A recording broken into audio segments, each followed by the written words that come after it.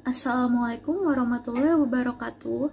Bapak Ibu yang budiman, dalam kesempatan kali ini kami akan menjelaskan tentang ketentuan umum perlindungan khusus anak yang berdasarkan Peraturan Pemerintah Nomor 78 Tahun 2021. Berikut adalah beberapa pengertian yang digunakan dalam ketentuan umum perlindungan khusus anak. Yang pertama adalah anak.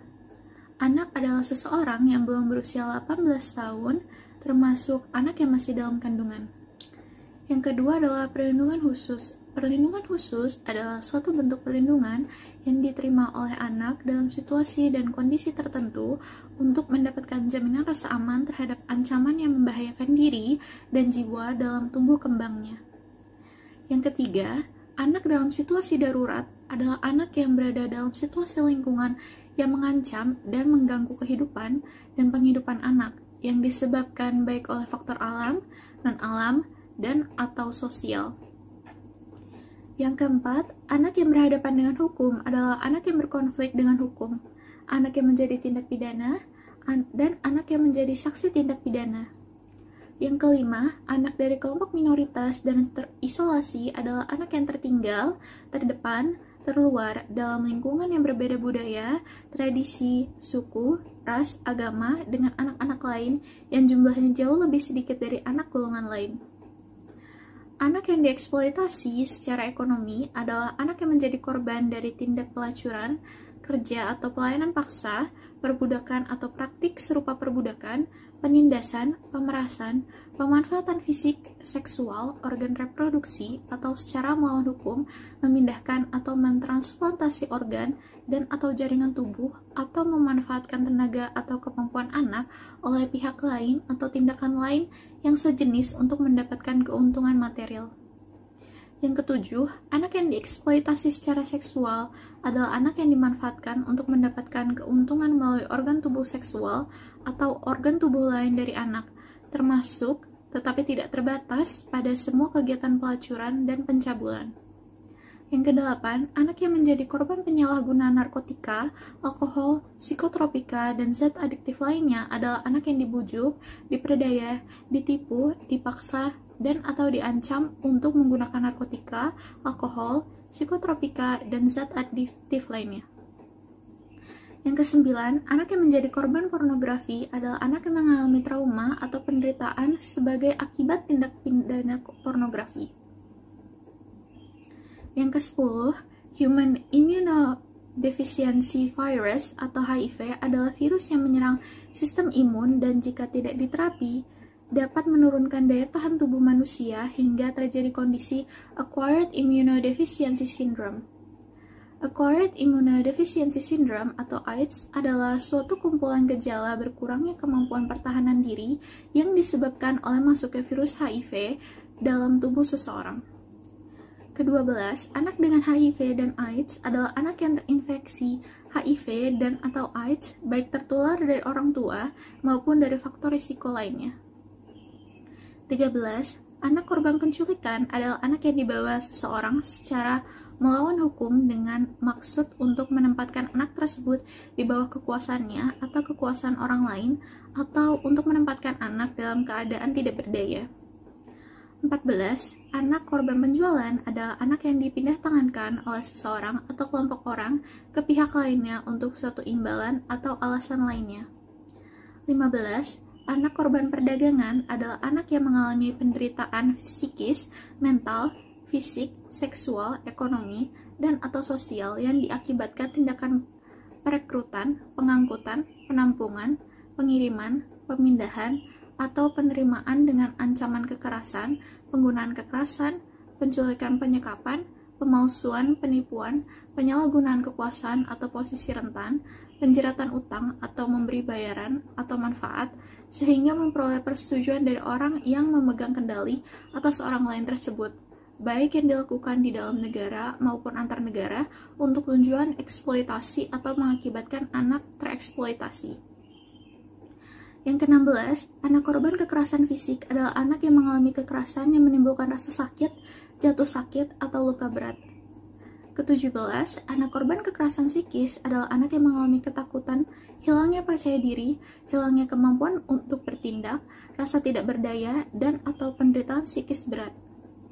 18. Anak korban kejahatan seksual adalah anak yang mengalami pemaksaan hubungan seksual dengan cara tidak wajar dan atau tidak disukai, dan pemaksaan hubungan seksual dengan orang lain untuk tujuan komersial dan atau tujuan tertentu. 19.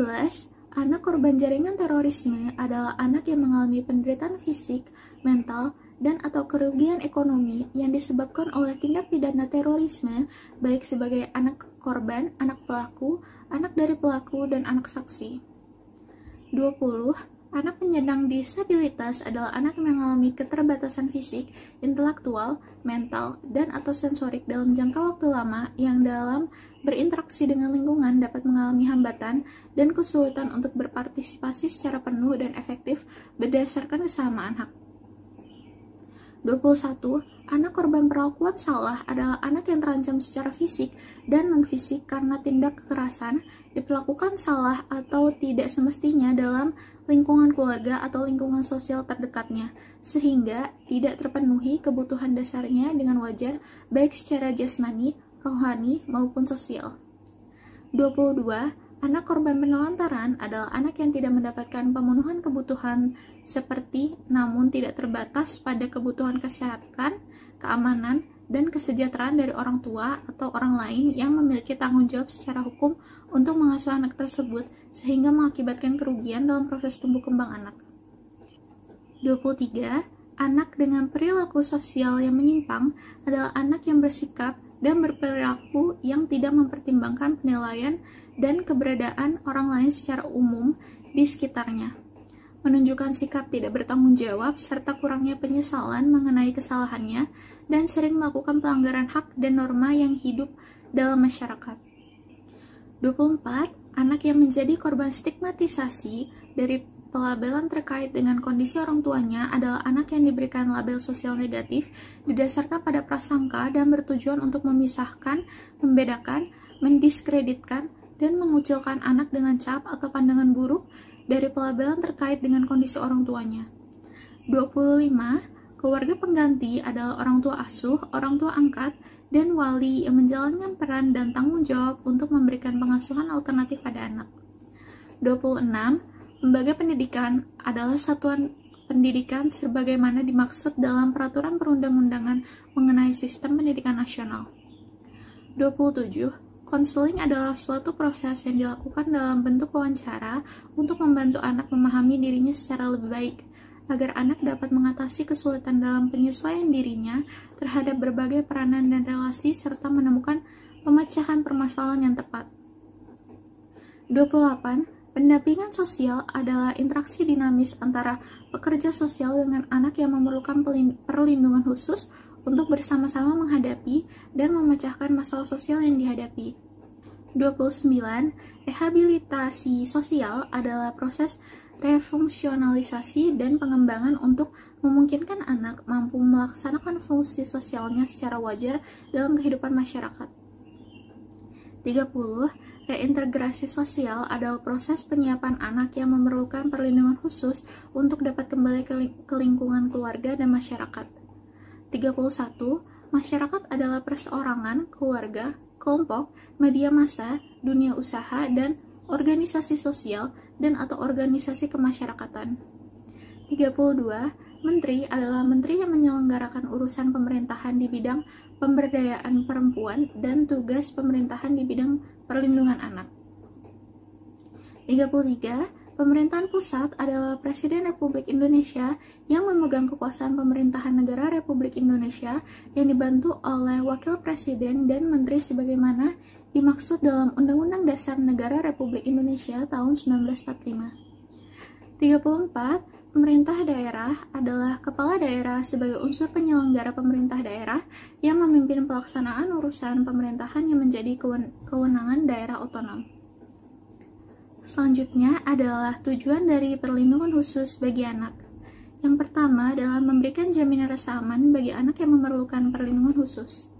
Yang kedua, memberikan layanan yang dibutuhkan bagi anak yang memerlukan perlindungan khusus.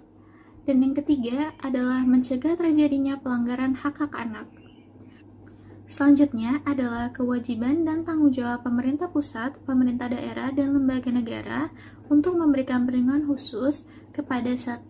Anak dalam situasi darurat, 2. Anak yang berhadapan dengan hukum, 3. Anak dari kelompok minoritas dan terisolasi, 4. Anak yang dieksploitasi secara ekonomi dan atau seksual, 5. Anak yang menjadi korban penyalahgunaan narkotika, alkohol, psikotropika, dan zat adiktif lainnya, 6.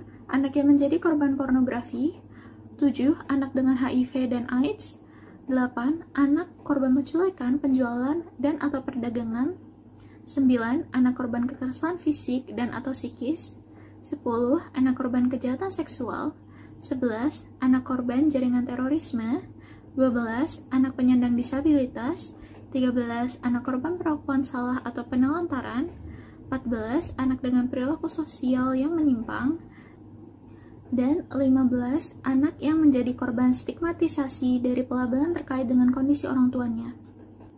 Selanjutnya adalah upaya perlindungan khusus bagi anak dilakukan melalui 1. Penanganan yang cepat, termasuk pengobatan dan atau rehabilitasi secara fisik, psikis, dan sosial, serta pencegahan penyakit dan gangguan kesehatan lainnya. 2. Pendampingan psikososial pada saat pengobatan sampai pemulihan. 3. Pemberian bantuan sosial bagi anak yang berasal dari keluarga tidak mampu. Dan 4. Memberikan perlindungan dan pendampingan pada setiap proses peradilan. Dan perlindungan khusus kepada anak tersebut diberikan di unit pelaksana teknis kementerian atau lembaga, organisasi perangkat daerah, dan atau unit pelaksana teknis daerah yang telah dibentuk dengan mengacu pada standar layanan yang telah ditetapkan. Perlindungan khusus kepada anak tersebut dilaksanakan secara cepat, komprehensif, dan terintegrasi. Pemerintah pusat, pemerintah daerah, dan lembaga negara lainnya dalam melaksanakan perlindungan khusus tersebut menyediakan 1. Pekerja sosial dan tenaga kesejahteraan sosial, 2. Tenaga kesehatan yang kompeten dan terlatih, 3. Petugas pembimbing rohani atau ibadah, 4. Pendidik dan tenaga kependidikan, dan atau 5. Tenaga bantuan hukum. Sekian penjelasan tentang ketentuan umum perlindungan khusus anak. Penjelasan lebih mendetail akan dijelaskan di video selanjutnya. Thank you for watching.